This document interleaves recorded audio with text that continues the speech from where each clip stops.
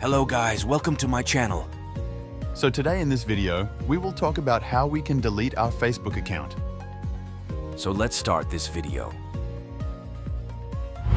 So, first of all, you open Facebook. Then you click on the three lines. Then you click on Settings. Then after that, click on Account Settings.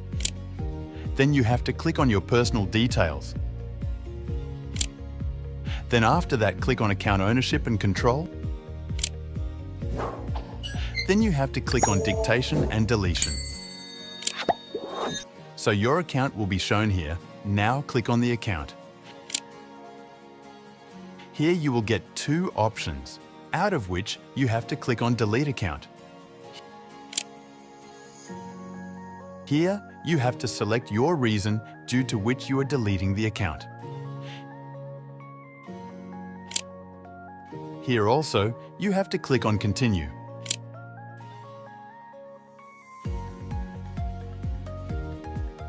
Here you have to click on Continue again. If you enter a password here and click on Delete, your ID will be deleted from here.